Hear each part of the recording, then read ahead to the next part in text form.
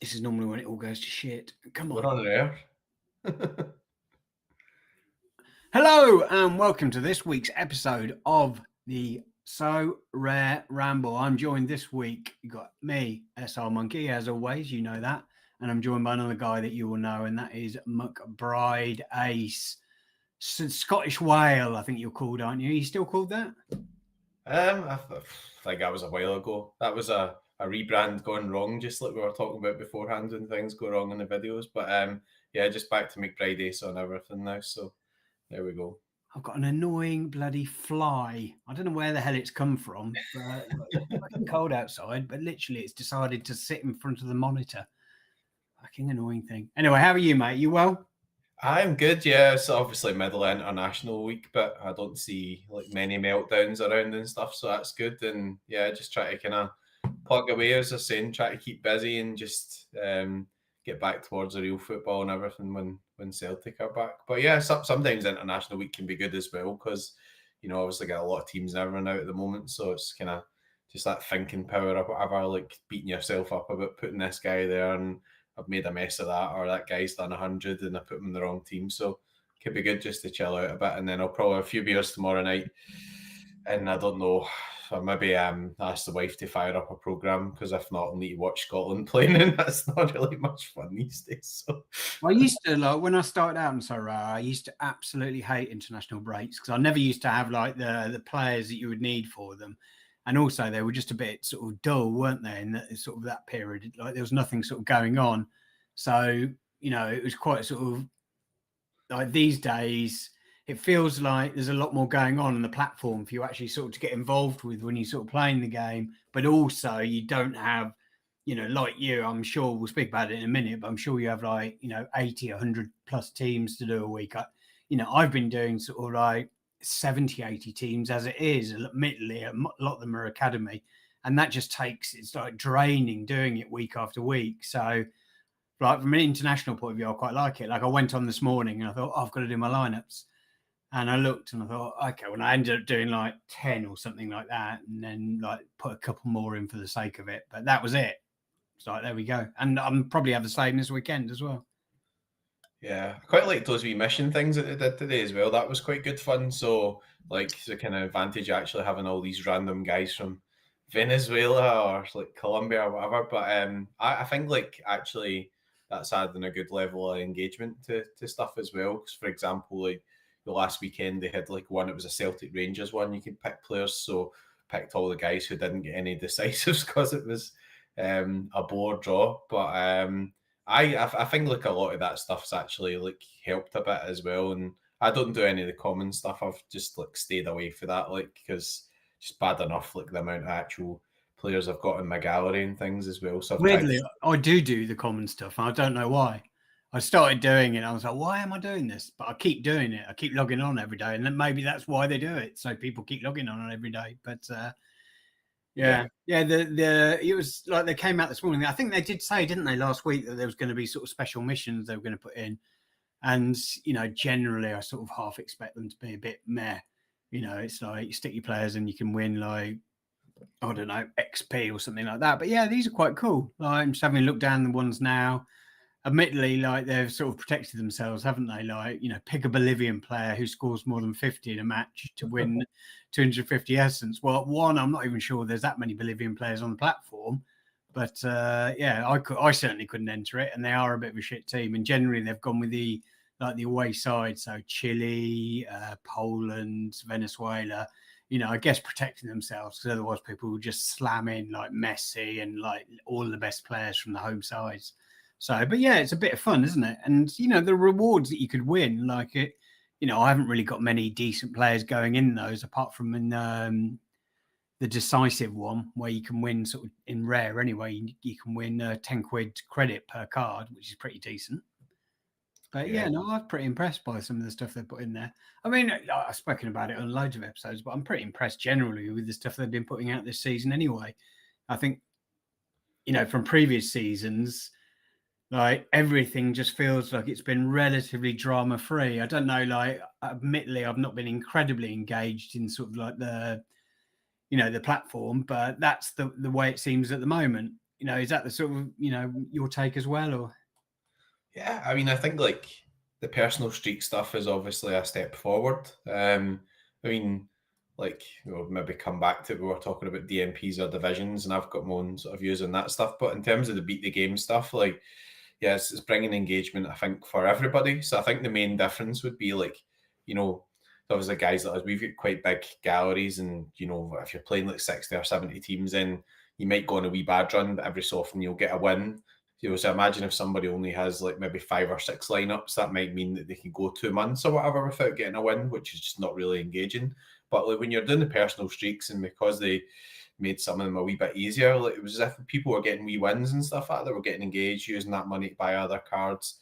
So I think like there was a much better feel around the whole community because there's more people like winning stuff, even if it's not like your big $1,500 or $2,000. But there is that carrot of, well, actually, the next one's going to be like $50, next one's going to be $200, or you could get up to the higher streaks. So I think people are really enjoying it, to be honest. So, if people are enjoying it and they're having a lot more fun, then that's half the battle, right? It saves a lot of complaints when people are actually having fun. So I'm sure there's complaints still, probably about one of the things we're going to be speaking about today, but definitely seems to be a lot of people against subs and a lot of people for subs. Anyway, we'll speak about that a bit more in a while. But what was your strategy this season, mate? Like, if I remember rightly, last season, and like every season, you bought the Celtic collection, which I think did pretty well for you.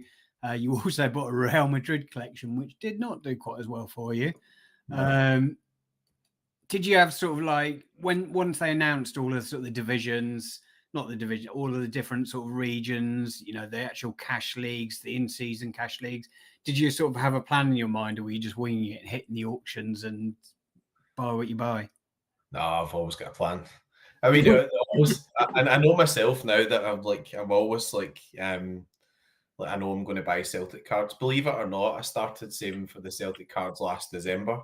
So I actually like I'm thinking like I know I'm going to be spending money at that point, and I don't know whether I'm going to have enough to buy what I want. I just started putting a wee bit of money aside at that point.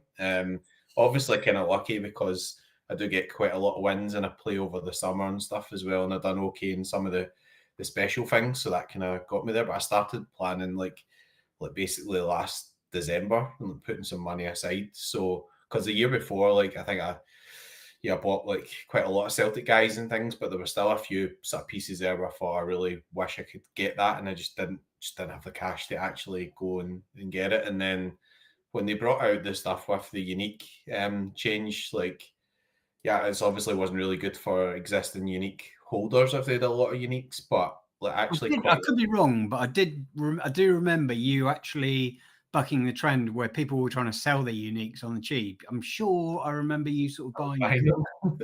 Is that right? Yeah, well, I mean, I think like so. There's quite a few people that maybe wouldn't be regarded as that cheap, 600, 700, 800 quid or whatever. But like obviously, prices they paid maybe 5, 6, 7,000 pounds or whatever for those. Some of those cards, like you were picking up though, those guys have had the benefit of all the previous season cash comps and things. So I don't think that they've made as big a loss as you would just see on paper. Because some of the guys who say you bought the Celtic uniques last season, like you have to be a complete diddy not to actually return all your money on that. Like, because basically if Celtic won, then you've got the only in-season Celtic stack, that type of thing. So, but yeah, I mean, I think there was a point where they said there's going to be a wee boost here and things like that. And then it said it played as another in-season super rare. And I thought, I say that's a good sort of in. But at that point, I didn't really have any uniques, right? So I only had like a couple of like punts that I hadn't really sort of got rid of. So it didn't really affect me in terms of being an existing unique owner. So that was like one of the parts of my strategy in terms of like, okay, I could pick up some cards here, and then just kind of looked at it and thought like, yeah, at the start of the season, how much does like a in-season super rare this guy cost? Usually, like looking back at last season, and a lot of the uniques were sitting at less than that. And I thought I'll just pick that up just now because obviously you've got the 20% boost on the cash winnings and stuff as well. And then I did a big video on hating divisions, so everybody really knows that. But I've tried to focus on like Celtic, but getting like super rare and uniques because there's no divisions in super rare. So like just saves me complaining. So, but I like that. Like I think you can your strategy's protected a bit in super rare because you're playing against less combinations, and also if you have a really bad weekend, you just go again the next weekend. Whereas those strategies don't work in rare and limited because you have 2 bad weekends and then you're playing for nothing in Division 3. So everyone was kind of focused on where I wanted to go from that point of view, I think. So your priority then has been sort of like the super unique division. Yeah, pretty much. I mean, I've still bought some stuff for like limited and things. I was really impressed with the streak stuff, and then because obviously Celtic have moved into Challenger now, like I sort of fell into like buying like some sporting guys and recently buying some Galatasaray guys and things just because the streaks have built up. So I never really intended to buy loads of limited, if that makes sense. But if you get to the last one and you're going for $1,000 and Galatasaray are playing like whoever at home that are just like terrible, then you're going to spend like £100 buying like five guys or whatever. You want a chance at it. So I've kind of fallen into that a wee bit, but I have to say I've enjoyed it. I think it's been pretty good. There's been some ups and downs. Like the worst one was needed 460 in contender rare for like $800, and I got 455.73. And like it was just the way you're like, surely Opta are going to rescore this because sure Suzuki was playing at home against 10 men for about 40 minutes. They thought they just need like a tackle or whatever, and didn't come. So there's been some heartbreak, but I think that brought some genuine fun as well. Do you know what I mean? So it's kind of like so we used to like you put on a football accumulator, you start a tenner, and you have 5 teams all of a sudden the last team to win, and you're like, I'm watching this random game from Azerbaijan or whatever because if this team wins, then I'm going to win 200 quid. It's like that sort of feeling into it. Just builds up, and you want to pick up a few pieces to get in amongst it. So what's the biggest win so far biggest win so far this season? Then I'm assuming it's one of the Super Rare teams. Yeah, I think so. The very first weekend, Celtic came second, so didn't miss out first by much, but I think got like 15. I think it was like $1,500 plus a couple of the boosts. So and you can run like the Carter Vickers unique in there, I guess, as well. Then can't you? Aye. So basically, you can run like you can basically run 2 old uniques because you can run one as a classic and one as the in-season super rare with 3 in-season super rare cards. The only disadvantage is like if you're going to go for like popular stacks like Celtic, then some guys will have like good in-season collection bonuses, and you're going to get like annihilated on them as the season goes on if you buy the old cards. But you can pick up some nice pieces here or there just to kind of slot in, if that makes sense. Sometimes guys come up and you think, well, that could be like a differential essentially, if you're going to run some other teams. And I've picked up some guys just with a view to kind of putting them into like the second team or whatever, like Braga at Hearts. He was a Tony Bloom signing, and looked pretty good pre-season. So I'm going to buy his unique. He's done all right this season, hasn't he? So yeah, last couple of game weeks anyway. The Hearts need a new manager. I mean, Derek McInnes thinks up there with Brendan Rodgers at the moment in terms of being a footballing terrorist, I think. But you joining Quinny, aren't you, in an hour or so to talk over to Celt's podcast to talk about that, and I'm sure Brendan will be one of the subjects you'll be talking about. How Brendan watches Celts out here, we're convinced about it because he refers to the media and a lot of the points that were in the yeah, well, I'm going to join him later on, so that's why I'm on the Coke Zero, get some caffeine into the system. So there'll be long rants later about the current transfer window from Celtic. But I mean, Sorare wise, like obviously, like I've really enjoyed it this season, and yeah, it's kind of, I think with like the end season, you do kind of need to front end like some of your spend a bit more than you had to in the past as well, because like with Super Rare, what people don't really realize is they sell like the 6 Super Rares, they're going to sell quite soon. So like, the transfer window is just shut, and some guys have sold 5 super rares. They only sell 6, and then they mint 4 rewards. So if you really want somebody, you can't say, "Oh, I'll just wait and buy them in October." They might be sold. Then you're having to go and try and get them from the guys who bought them, which is, you know, really quite difficult sometimes because they're like, I bought this guy for the season and, I'm not selling them. Celtic are doing well or whatever. So you've got to kind of like put that in. So that was the risks from that point of view as well. But then you've got the whole season to try and get the wins. And fortunately had a couple of good weekends, but some real terrible ones as well. Like obviously, Lamans went to Man United, so I was like basically leading the JPL Super Rare competition. So that was like $2,600 to first, including Yeah, I'm the. scrolling through your teams at the moment, and it's taking a while. It's like it was including the Zorgan boost, and basically he was playing at home against a team who had 10 men who hadn't had a shot on target, and they scored this just weird goal where he just like had no chance or whatever, and you're like, what are they even doing in their box? Like, they've not had a shot on target for 90 minutes. They've got 10 men, they conceded. So I went from like winning that competition to ending up coming like eighth or whatever, which was obviously like a huge swing. But yeah, that's just the way of it in terms of obviously, everything's focused on, person with ultimately the best score getting a nice sort of jackpot prize or whatever. And I feel like the unique things work pretty well because I think the best unique buy was Franklin Yoju. So he's like not really an AA guy or whatever, but he's getting loads of goals and assists. And he keeps getting me into like 10 for 11 for 12. But every time I get 10 for 11 for 12, I'm getting like double what I would have got. So instead of getting $100, you're getting like $180, $190. And like he's basically paid himself back already through that stuff. So it's crazy, isn't it?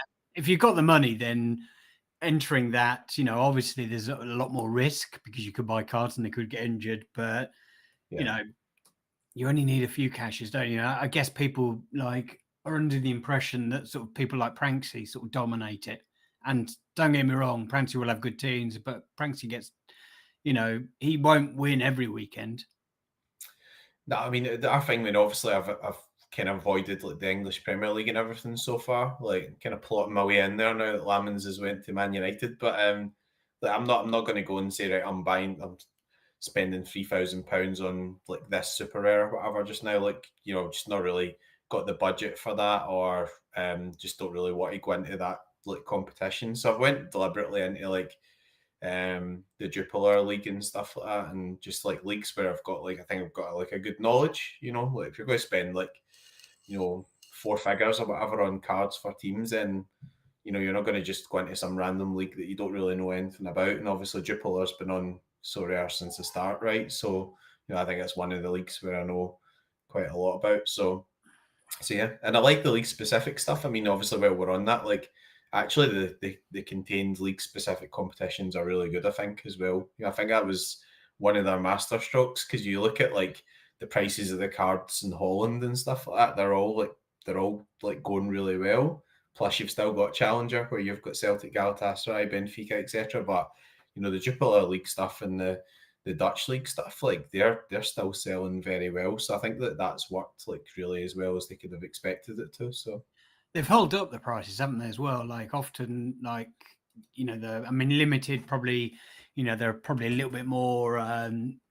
The sheer amount of them that they can mint and sort of auction off means that they're always going to be a lot more sort of, the prices will fluctuate a lot more if someone has a couple of bad performances, like Florian Wirtz.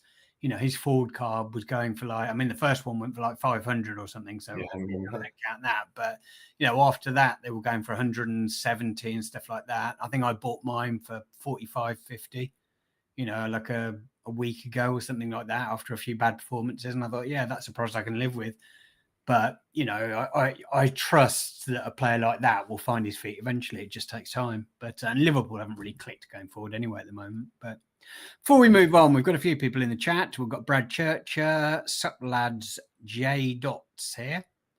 Got Kev Hurd, Jack P, Evening Jack P, Arthur Nice, Neil Emery, who is trying to persuade you to forget about Celtic and buy a Man United stack.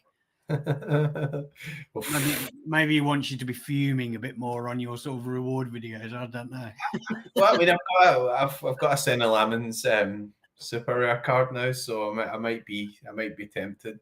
But yeah, I mean, like, yeah, Man United's form, like, yeah, they're not. If you, what is their last 40 on, including that manager? I mean, must be like must be like nearly relegation form, like their last 40 form on like the league and stuff like that. Actually, did do well in Europe, right enough, but yeah, I mean, Yeah, it's I not don't been think. good, has it? I mean, I like last week I played the Premier League limited in season. I was on for Street 3. I was going for Street 3 last weekend, and um, the Man United stack just like was so appealing. I bought like Man United cards, I bought Spurs cards, and they all destroyed my two main lineups. Cunha going off injured.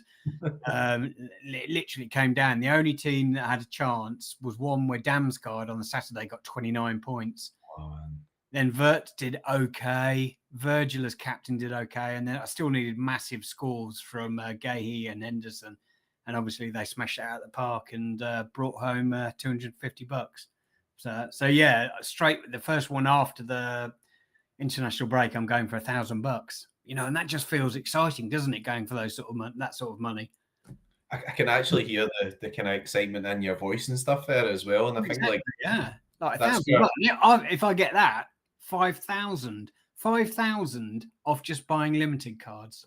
And yeah. admittedly, that's just like the introductory offer, and you know, I'll need a lot to go right to get that. But hopefully, someone will get it. I know there's still like I think there was 80 people or something that got through and are on Street 4 now. It'd be really fun if someone with a limited stack, or not a stack, limited cards can go on and bink that 5K. I don't know whether anybody's going to do it in rare. Obviously, there's a lot less cards that go around. How far's the furthest you've got in the streak so far? So I got to the last one in Challenger. So basically Celtic are in Challenger now, but then I'd picked up like some sporting cards and so I think for the third streak, it was a weekend where Celtic weren't playing. There was like Sporting, they've just got a really good fixture and they won 0, which was great. Then the fourth one went pretty easily, and then the last one, Celtic were away at Rangers. But I kind of plotted that okay because I played some defensive cards there, but just a lot of guys just let me down. You know, Galatasaray were like I was up to like 405 with like my captain had done nothing, and with about 15 minutes to go, they conceded. But if it went the other way, if I got the goal, I'd have been sitting on 440, 450. So a good chance of getting the 460. But still got like so what'd you get for that? Can't remember. I think the four streaks like $200 unlimited, and the last one was like $1,000 or something in Challenger. So Yeah, so it yeah. paid itself back, and I've still got all those Galatasaray cards and stuff to use for the whole season now. You know that sometimes people forget that. You know, oh, I was like, oh, spent 100 quid and never got the streak this weekend. Like it's September, do you know what I mean? Like you've Yeah, got yeah, there's a long way to go, isn't there? I mean, you know, and if you do hit the top streak or even the fourth streak, you just go again. Like, and you don't make the fifth streak, you go again. You know, yeah, and as you said, like I think one of the things that you know people do, like for me, I think I spent like 100 quid or something on Sorare on limited prem cards, like real budget options, like the lowest I could get, and I hit the first streak and got the money. And then I thought, okay, well, now I'll buy a couple more. And then I hit the next streak and I used that money to buy them. And literally, the money they've been giving me every time has just been plowed back in, sort of improve them. And now I can field 4 pretty good teams. Like, obviously, there's no guarantees, but even if I do miss it this weekend, I can still go again. And that's the beauty of the streaks. Do you find yourself looking more at the streak targets and less at the leaderboards?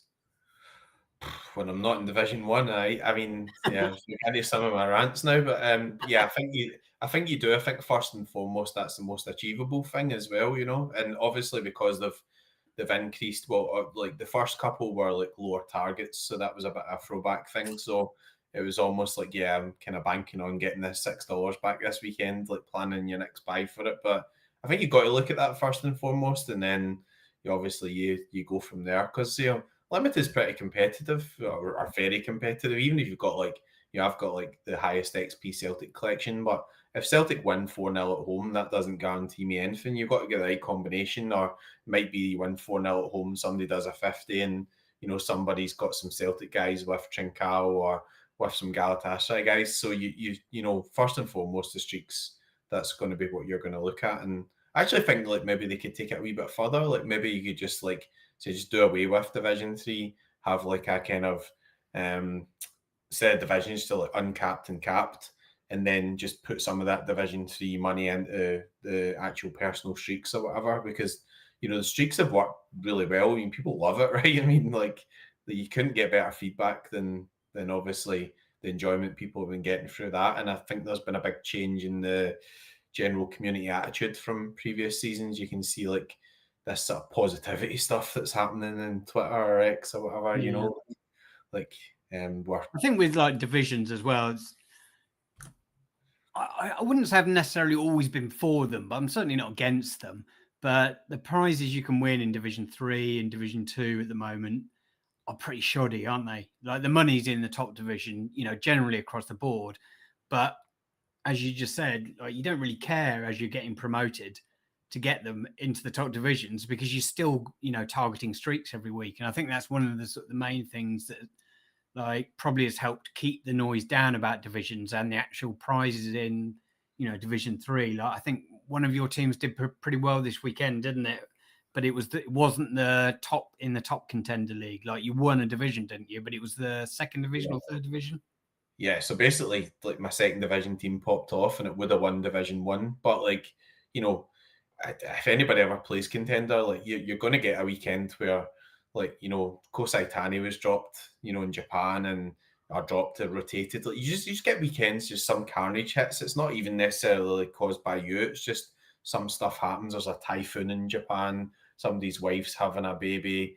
Luis Suarez was away to somebody's wedding earlier on this season that nobody knew about it. I mean, it just stuff happens, and you get sort of relegated. So that can be a wee bit frustrating because naturally you do look and say, "Oh, what was the scores?" And I did have like a Division 1 entry, but you don't know what team's going to pop off, right? Like you pick your teams the order you think are the strongest chances, but player performance is pretty random. So anyway, I was quite grateful to get the win and everything because it came on Monday night and Celtic didn't sign anybody in the transfer window, so I was just sitting like just following that game instead. But I just Were you like seething about like the Celtic stuff? I was and also just come back to divisions. Like it takes I think it takes a bit of the shine off winning a Division 2 or whatever. Like I was actually a wee bit annoyed about it because I knew I'd really put in a great score, and like I felt as if it deserved more than just like $300. And I know that sounds really quite ungrateful or whatever, but I just don't really see the point in those divisions at that stage. Like, what is it actually achieving? So obviously you play a lot of English Premier League, right? And there's a lot of cash there, and some of the lower divisions, the rewards are still actually relatively quite good. But Well, I think going, Looking for Food just said it in sort of in the chat. He said they sorted out the prizes in division in the division. I think it means Division 1 this season is the first season where I actually want to get into Division 1 instead of farming from Division 3. yeah, And I guess from that point of view, you do want to be in Division 1. And that wasn't the case at the start of last season. Like often it was better to be in one of the lower divisions. So they've nerfed the prizes so much in Division 3 that I just look at it like where I'll sit my shit teams. The only annoying thing is like I've been starting a couple of other divisions. Like hopefully I'll start Challenger. I might start, JPL or something when the prices have dropped a little bit. And I'm going to be starting right at the bottom. That's not necessarily a major issue, but I'd rather have at least one team in there. So I guess from that point of view, they have done well, like making sure people want to be in Division 1. But when you're not in Division 1, like if you get relegated, if you've got 3 Division 1 teams, and for whatever happens, you get a load of DMPs and they all get relegated, you'd be fuming if you got loads of decent matches the next weekend, wouldn't you? I think that's a big problem with it. Like, you get a bad weekend and it ruins that weekend and it ruins the next weekend, maybe even ruins the weekend after that. I mean, I just think they're one of the worst things I've ever brought in. Like, I think like I can see what they're kind of trying to do, and sometimes it's good to try and create like some exclusivity, etc. as well. But remember, in season, there's already a confined amount of cards anyway. So like divisions are maybe more needed with classic cards because you've got like all these thousands and thousands and thousands of cards. But like in season, you've already got a restriction anyway because you need 4 in season cards. So it's already a bit more restricted. And I think like it would make a bit more sense as well if some of those lower divisions actually carried a cap, because there's a lot of cards just now that are sitting at reasonable prices, and people all love crafting and all that sort of stuff. But once we get to the point where card prices drop, then people won't enjoy it as much. Do you know what I mean? Because they'll just be, oh, this guy's worth 50 pence and this is ridiculous, and you'll get all that. So we're still a couple of months away for that, right? It's not just now, but obviously you've got to think sort of overall. So I'm sure they'll refine it, but it's interesting that the arena is like capped and uncapped, and then in season it's like divisions. And as you say, like you can't even if you get a huge budget, you can't have all your teams sorted out on day dot. So then you go in and you have to go in from Division 3, but that's a bit off-putting as well. So some regions where I'll just look at that and go, I just can't be bothered. Like last season there was like an MLS week, and I'd thought that's a really good fixture and I fancy having a go at that. And I looked, I only had a Division 3 team and it was like $50 for first, and I just thought, I'm just not going to buy them. So I'm not really. Whereas if it was like had some sort of chance of $1,000 for first or whatever, I might have actually went and bought those cards, and I was like, nah, I can't be bothered. So yeah, each their own. Like obviously sometimes brings a bit of engagement. Am I going up? Am I going down and stuff like that? But I think like it's too sharp. Like just being judged on one game week, it's not really the way to do it. Yeah, no, I completely agree. I guess with one of the things that I wanted to speak about was subs. We'll definitely speak about that in a sec. Like we spoke about missions right at the start. I put out for some questions earlier, and Hatton asked a question about like the missions they've put out this week, that they are quite good. They're giving away a lot of essence during the international break? Do you think they'll stay like that, or do you think they'll be nerfed?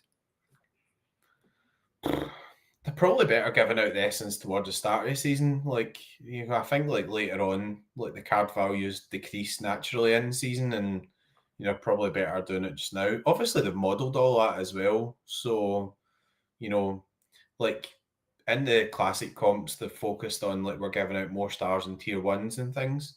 So, but they don't really reward like tier 3s and 4s and 5s and things. So maybe they can, maybe under this formula, because they've modelled it all, they can do that. But they've been giving out other stuff like auction credits, and I think there's been a bit of variety there as well. So I think they'll, over the course of the season, they'll be able to model that out and hopefully sort of keep some excitement in it.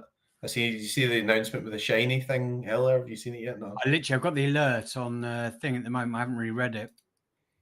Yeah, so I think it's like basically when you reveal your cards, like some of them are going to become like the special ones are going to be like animated or shiny, and then they're going to run some special competitions. So it'll be like top 4 leagues.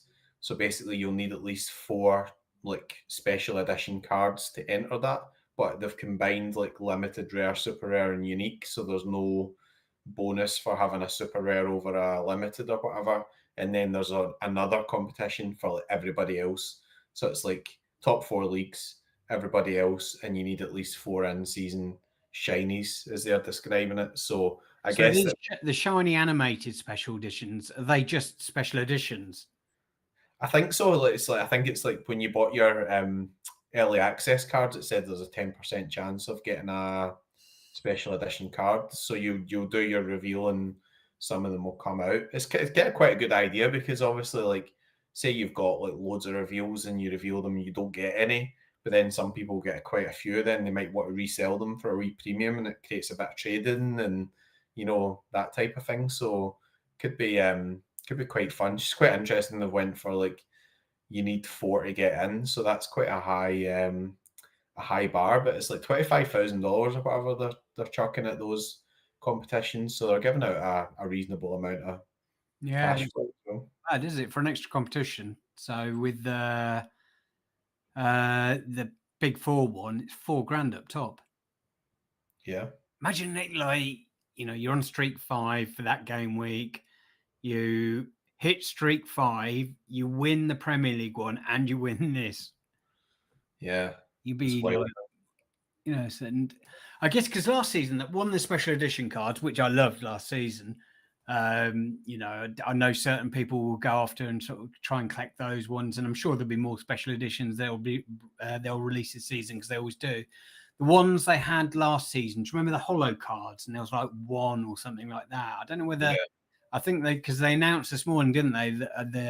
Is it next Tuesday, the reveal day for all of the the ninth. cards? Yeah, Yeah, and it'll be quite like there's going to be more things announced, I imagine, like this over the next few days. It'd be interesting to see where they have that. I'd love to see sort of like random rather than just sticking it on the best cards, the holo cards, have them a bit of random. Like people open them and you get these super special cards and stuff like that. But yeah, it's going to be fun. I just hope last season everybody went on the site and it was an absolute nightmare trying to open the cards if you did it at the same time, wasn't it? So hopefully they've learned from that and it makes it a little bit easier to do. But yeah.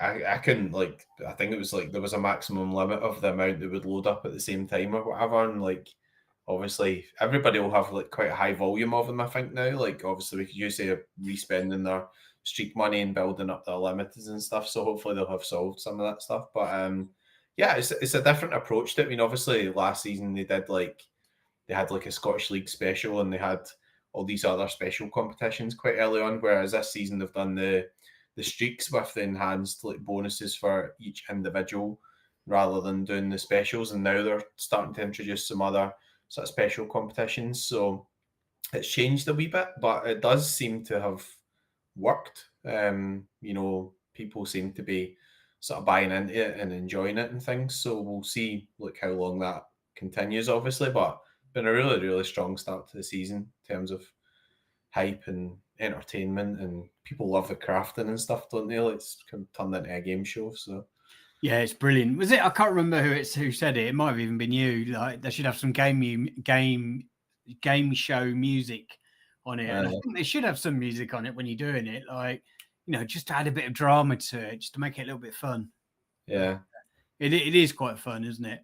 I don't know how sustainable it is, and that's probably why they don't want to give out too many clues because they want people burning essence to try and work out who the best ones are. But yeah, I'm trying to save up. I keep sort of spending a bit. At the moment, I've got.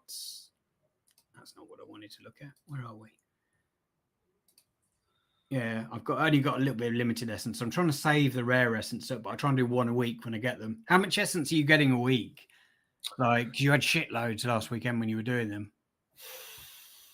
I can't remember exactly. I mean, if Celtic are playing at home or whatever, like in like those classic comps, sometimes it can be like astronomical amounts. Like because obviously I'm playing in season and they give like some essence for in season comps as well.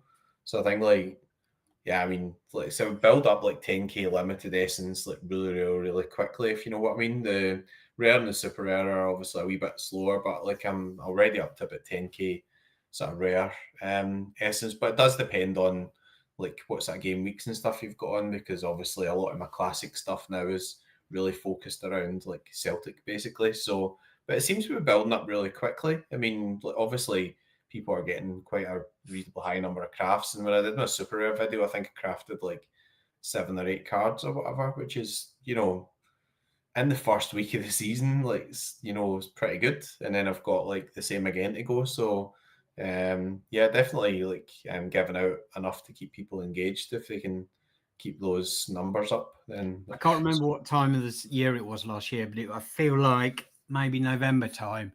That's when they had to nerf essence in boxes last season, and that was a real turn of the tide, wasn't it? The momentum, everybody loved so rare, blah blah blah, and then they nerfed that, and it felt like that was sort of a bit of a turning point, and then people started to fume, and obviously that, as the seasons, get towards the end, car prices drop naturally, but people, it's just another reason for people to fume.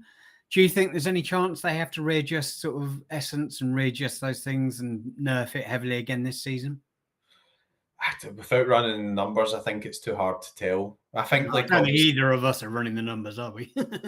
Well, I mean, I think what happened the last time was they thought that more people would save up, so everybody was like going for it straight away, and then they were giving out like more star cards than they expected they were going to give out. I think the difference this time is they've worked to a set amount of essence per pool, which obviously they should be able to then model. I think the other thing as well is that like if you're doing like 1,000 limited or whatever of Yamal, etc. If you sell as many of them as possible just now, once you've got them sold out, if you can only then buy rewards or reward them, it kind of does help those rewards as well. Because the worst thing you want is like you win a Yamal or whatever, and you say, "Oh well, that's it's worth too much money for my gallery," and you go on to list it, and there's like free auctions running. You're like, "Well, how am I going to sell that?" type thing. So, I think sometimes when they mint the cards into demand, it does help the resales for the rewards as well. Super rare it works really well because like they're pretty much sold out.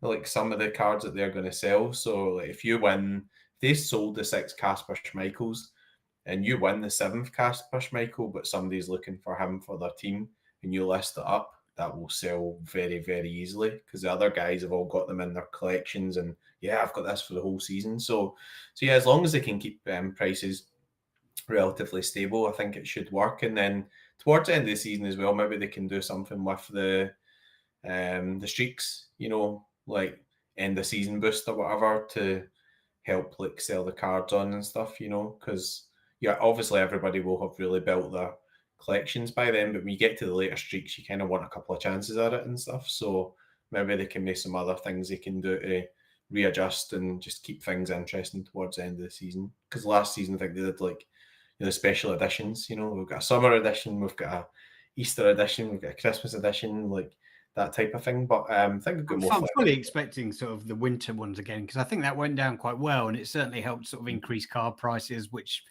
was good for people like for Sorare, for people wanting to collect those cards.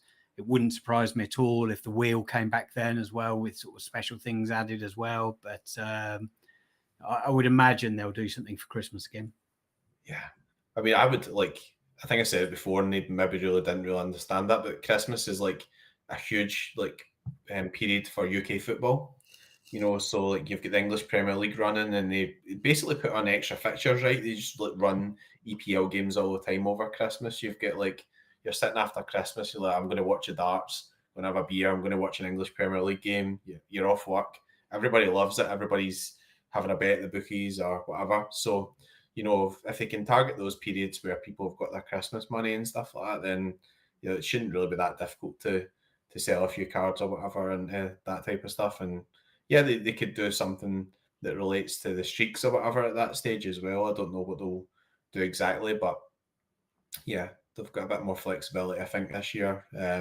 Might even say that, you buy a special edition and you get an enhancement on the streak, but you've got to have that special edition card in your lineup or whatever to go for the extra money, and then people can go for their normal streaks. But if you want to go a bit, boost it a bit or whatever, then you buy your neon cards or whatever. So I'm sure they'll have a lot of that stuff up their sleeves to keep extracting money from us all. It'll definitely happen.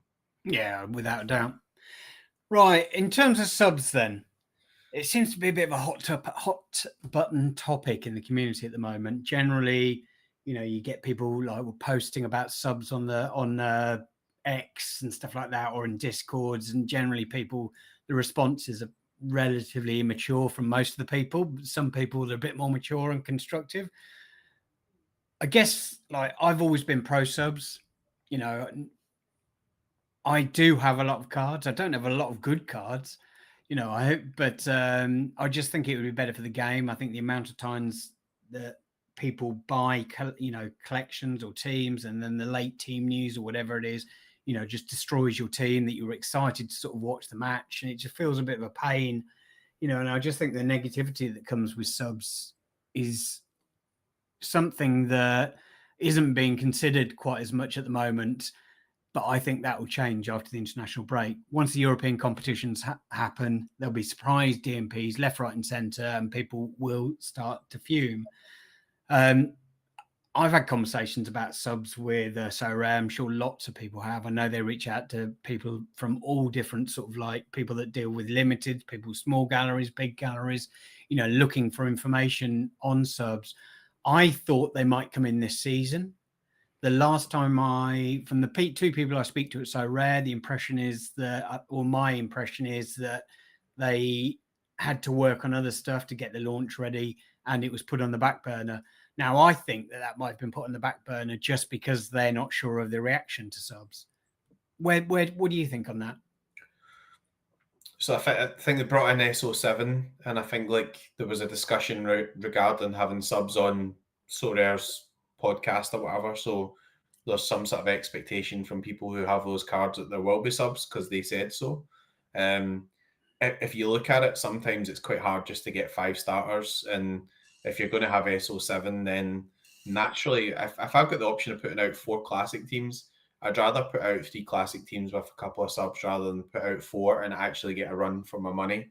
Because people seem to have this sort of theory in their head that, if everybody just gets starters or whatever, then the scores will go up. And really, I don't think, like, maybe in the more scarce cards that applies, but like in limited, like I think like the scores are just so high that really just getting a DMP just screws your own team. So people may be thinking in their head that if Real Madrid or Bayern win 7-0, but like everybody's got Harry Kane and Harry Kane gets sick, then that gives them a chance or whatever. But I don't think with the amount of combinations that exist in limited, it makes a great deal of difference, to be honest. So, because like you could like some of my shocking selections recently, like you could guarantee me 5 starters in some of these selections I've made recently, and they've all done like horrendously badly. So getting starters doesn't guarantee a high score, and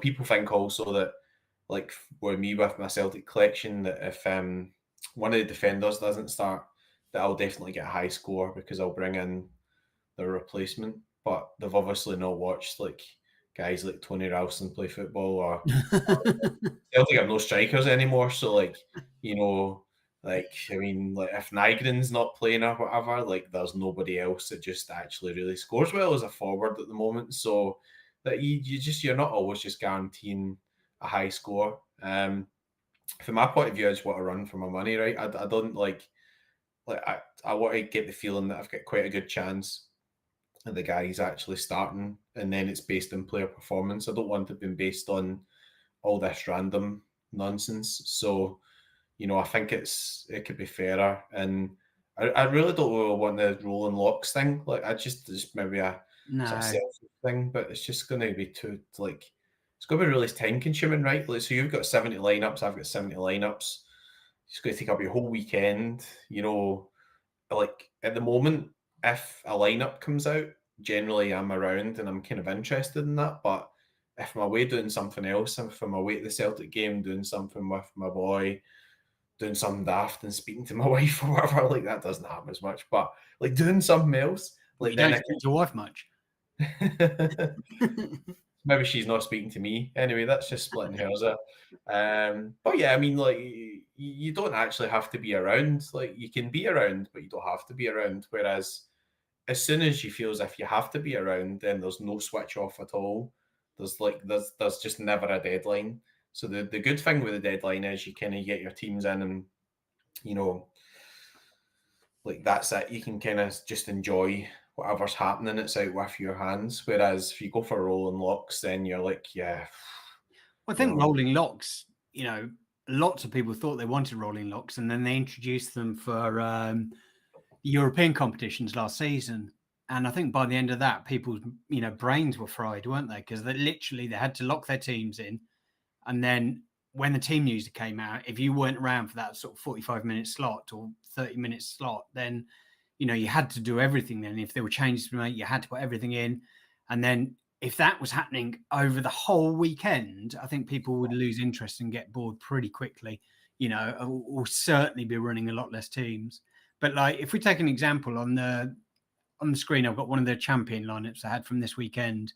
Now, I've got a DMP in there, and it was the captain. It was Marquinhos. He was predicted to start. I think it was like 80% or whatever predicted start for PSG this weekend. Now, if I'd had a sub, the sub would have come in. Now, for me, or certainly in my case, the sub wouldn't have been a brilliant card because I'm using most of my best cards, but hopefully it would have been someone that started. But even with that extra card in there, this lineup would not have stood a chance of winning champion this weekend. Now, I guess the biggest like objection I hear generally is that people think that people will put, they'll have loads of Kimmiks or all of the best cards or Harry Kane sitting on the bench, and I just think that's unlikely. It's like if you've unless you like an uber whale, Pranksy, although I don't even see Pranksy sort of using Kimmiks and stuff like that as subs because you just want to get them into teams, wouldn't you? I just don't understand that sort of mentality. And the other side of that argument is people seem to be under the impression that with subs, if a card subs like Marquinhos here, I can just take out and stick another card in is an absolute smash matchup. You know, I'm under the impression, and I don't know for certain, nobody knows for certain apart from Sorare, that if a sub system did come in, they would have to be locked in with the team at lock, and then you can't use that card. It's literally put in there and it will score 0 points if all of the players play. So why would you waste good cards doing that? Like, Mark, you got a big gallery, like, but would you still put like absolute like smashers, like your most expensive cards as subs, just in the case one of your guys gets DMP? I don't think so. I think it's probably a bit more in the classic because on the big weekends or whatever, people just have like more options, and obviously you build up more classic cards as you go. But then also there's vaulting now as well. So a lot of my sort of excess cards, I want to get them in the vault because I want to boost. So that's kind of taking some off the table as well. In season, I mean, I'm still at the point in season just now where I'd like to buy more teams just to get more teams in. So I don't have guys that I would just be able to put in there as subs because I don't even have the numbers of in-season rare teams or whatever that I would really like to get. I'm still building that up. So I think you're spot on. There might be some really huge accounts who just have just loads and loads and loads of cards, but you'll find that some of those guys that are going in as the substitute then are like the collection pieces. But the collection pieces, generally speaking, are guys who score lower. So I don't even think you naturally need any big penalty. You could have some penalty. I mean, obviously, you've got just now you get a boost if you use like a lower cap team in some of the competitions. Just now you get a small boost if you don't stack. So they've already brought in some wee things to try and help give you a wee boost. But yeah, I really don't think that it's going to play out the way that people think. And I think there's just some guys who think that they've only really got a chance if one of these big teams they get DNPs and there's loads of carnage, and that's the only chance they've got of winning. But I don't think that's necessarily the case. So Yeah, exactly. Got some questions in there, or Bullstar in the Discord Sarah mentioned that there'd be a concession when you need to make when subs are introduced. What do you think would be a fair concession to give away to use the sub? In my mind, when they said that, I thought, well, if you get a nerf to, a certain percentage off the score, then it's pointless having them anyway, because they sort of that makes them irrelevant. I guess the only thing that I could see that would work with it is when subs used to come on in the past, they used to get 25 points instead of 35 points. And then if they obviously build AA or get a decisive, then they get the 60 and AA on top. That is the only way I could see it working, which makes them actually useful as subs. Because otherwise your lineup's dead anyway. I mean, if they give you a 50% sort of nerf on the score, then what's the point in doing them anyway? Yeah, maybe just do like a -5 or something, if you come in, then you just do a -5, or you could have other criteria. I mean, obviously that makes it a bit more difficult to manage, but it could be done in a way that's quite clever. Like, for example, I'm sure they want to sell backup goalkeepers, so you need to pick a backup goalkeeper from the same team or something, so then I could have Schmeichel and I could have Sinisalo there, but then they could just sell out all the Sinisalos because people will just pay like an insurance price for Schmeichel, so he'll go in. That's one way of doing it. I'm not saying that's the best way of doing it, but as you say, if you make it too prohibitive, then there's no point in having subs. I think one of the main advantages would be that if people do get promoted or relegated, then they'll feel as if it's been done fairly. So like, okay, I've had 5 starters and they've all been rubbish, but when I see 95 out of 100 teams that I get that are relegated, I've got a DNP in them. So, and that annoys me because I'm sitting doing the Celtic predictions, looking through Sorare inside, checking my lineups 4 or 5 times in the last couple of hours, checking the percentages, looking around, checking Twitter. I can't do it anymore to prevent DNPs. It's impossible. I'm literally sitting looking at all the percentages, doing a final check before the lock. What else can I actually do?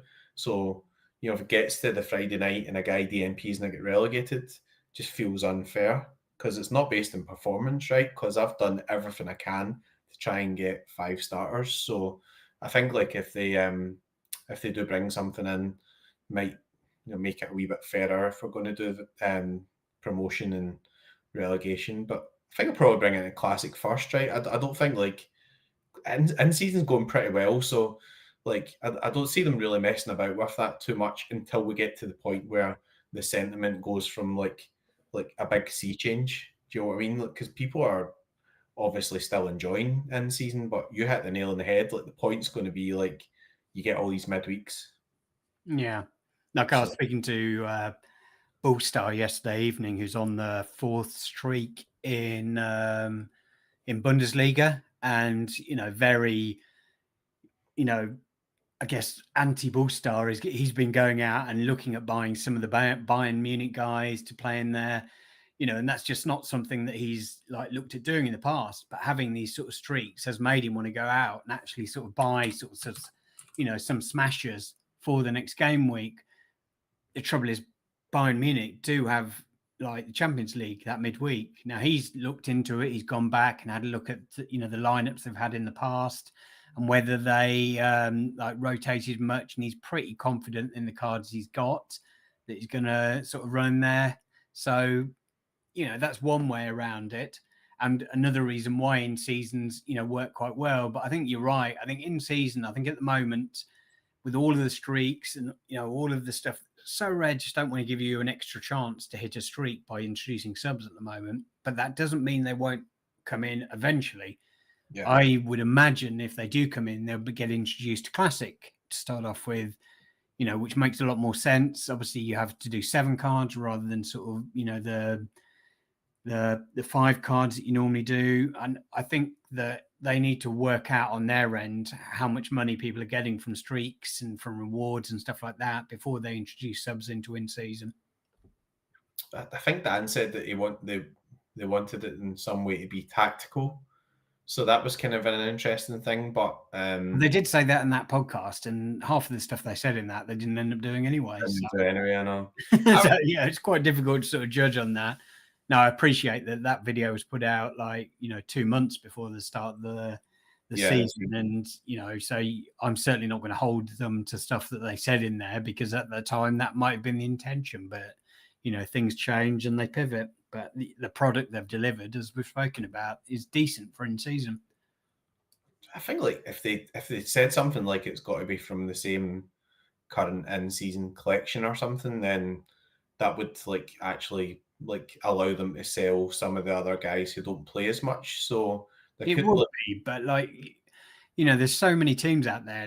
You were talking about Celtic earlier. How many strikers does Celtic have? You're going to be using your Maeda and Negrin cards, aren't you? Anyway, well, who's the backup then? If they don't start, would they start and would they make the team competitive still? I know. Well, we never really signed. We sold Adamida and didn't really sign anybody. So that's a good question. But yeah, but what I mean is well, they've done this thing as well where you get the full collection bonus based on all the other copies you buy as well. So it could kind of encourage people to buy an extra copy, for example. If you say you've played a Celtic striker in a forward slot, but you can cover that by having another card from the same collection.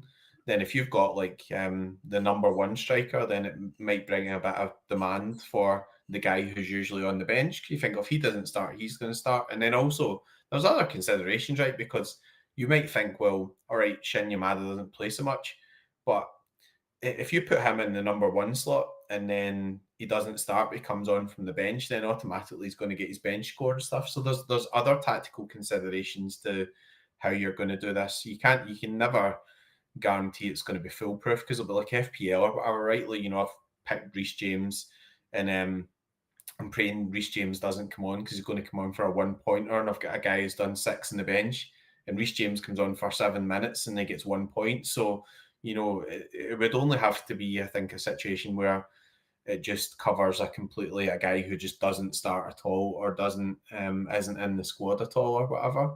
Otherwise, then you'll just likely end up getting that bench scorer, whatever, where the guy comes on. So there'll be loads of tactics to it, but first and foremost, I think get it into classic. Like I thought at some point maybe they would do like maybe an 11-a-side, and like having 11-a-side with no subs is just like completely moronic. Like you'll Yeah. never see any game where you have to select that amount of people that doesn't have some sort of safety net. So like it's like how far are you going to go here with people just having all their fantasy football stuff affected by factors that they just can't really actually control themselves? Get it into like the actual performance side of things and engagement. People who have like a couple of teams, the whole weekend could be ruined on a Friday night. Is that a good thing really for Sorare or whatever? Like that's Not not. really. You want people engaged, like looking to stuff. If they hit the lower streaks, then as has happened with me, as has happened with Ballstar, and as has happened with, I'm sure, with lots and lots of users, you buy more cards for the next weekend because you want to put out a side that potentially can hit the target for the next one. If you get DMPs in your sides, then it sort of just kills the progression. But Yeah. what would you say to some of the some of the arguments that we generally hear? Like if you post like when subs on Twitter X, then you get the one boohoo and stuff like that, which just is ridiculous. But you are like Sora never had subs. Why should they change the game now? It's always been like that. What would be your answer to that? The game's changed a lot in that time, and I think football's changed a lot as well. I mean, you've got Exactly. more actual substitutes, you've got more games, you've got different variations. I mean, like I think like Sorare actually need to look seriously at that and think, are we really holding back the actual ultimate value of Man City players and Paris Saint-Germain players because it's hard to predict the starting lineup? So Manchester City like should be really good for SO5, but their players aren't that expensive because you don't know who's going to start. Paris Saint Germain are an absolutely exceptional team, but some of the rotations are bonkers. I wouldn't, for love nor money, buy any limited Paris Saint Germain players. I just wouldn't do it because fine well that you could buy all the best ones, you could nail it. This guy's going to play really well, and then you just look at the team line and you go, what is that? Like just totally random. So like actually like from Sorare's point of view, if they do that, then there'll be a school of thought of saying, well, could affect the streaks and stuff like that. But would they not actually just make some more money from the actual sale of some of those players as well? Because people would buy the backups or whatever. And then the thing where it's part of the game. I mean, the game's changed like so much since we've started. Like Yeah. it's immeasurably different. Like, it's not. I mean, it looks nothing like the game that we started playing like a long time ago, did it? But they didn't have divisions. They didn't have. You couldn't win cash. It's all about just winning cards and stuff like that. These things have changed. You don't hear people sort of like complaining about winning cash, apart from when they get a DMP and they don't win the cash, which they would have come first. What about like the DMPs are a leveler? And I'll admit, for a while I thought this as well. That I only stood a chance of doing well with the teams that I put out if the big boys got DMPs. What would be your answer to that? Well, I mean, sometimes the big boys just don't really play very well, or Bayern Munich win 6-1, but they've conceded in the last minute. Like, I think there's too many factors to that. Like, I do get the point because what people think is I'm never going to achieve those high points totals or whatever. But I think that's where Sorare really need to consider having caps because then everybody goes in and their team is playing against teams of a similar level. So, like, my way I would do divisions would be like uncapped, and then have like 2 cap divisions, like a 240 or 250 and a 220, and then put some cash into 220. All of a sudden, then if people don't feel as if they can take on a Bayern Munich stack or they'll never win anything, they can just play against all the cap 220 teams, and they might not win $4,000 or whatever, but they'll have a reasonable amount of money to play for, and those players are like $1 and $2 each and stuff like that, so they can still do pretty well. So I'd rather like they did something like that. And if people want to play in the unlimited division or whatever, you're just going to have to understand that scores are going to be high. If you're going in with like a Wolves stack or whatever, Well, like, they'll still win regardless, and Wolves have DMPs like that happen as well. So, they happen to all of the teams. So I always find it a bit funny about that sort of argument. But and like I think Mike 778 says here, like if Kimmich has a DMP, that takes out one of his best teams. If you're allowed subs, then Pranksy can just swap in a Bellingham or whatever. But you can't, because they have to be locked before lock for one. And why would he put a Bellingham for Real Madrid as one of the best cards in as a sub in there? He'd want to use it. He hasn't got multiples of like all of his like best cards. Or if he does, then he's just spent an extra £3,000 or £4,000 buying more Jude Bellinghams, which means that it's driven up the price of those cards, which means that Sorare will actually recoup some money from sales. So, like, I don't think that's a winning strategy myself. Like covering, like, so you say use 70 lineups. So if you say you need 70 subs and you want to make all your subs stars, you are bankrupt, right? That's it. It's game over. You're like divorced, bankrupt. You've got no house. The bailiffs are coming round. They're taking your keys away. Yeah. Like no more lamps for Mrs. McBride. She got a new carpet last week. She's happy as a pig in shite. It's not realistic. But it's like, so what will happen is you'll have a weekend where a team will win 7-0 and everybody will start complaining about stacks. But before that, you've had 9 game weeks where there's not a single stack won a single division anywhere. Do you know what I mean? Like, so like when I came second in the very first Super Rare weekend, Celtic won 2-0, but the guy who won it had Dominic Fitz in his team, and he beat me, and he had like all the boosts and everything, and he won this insane amount.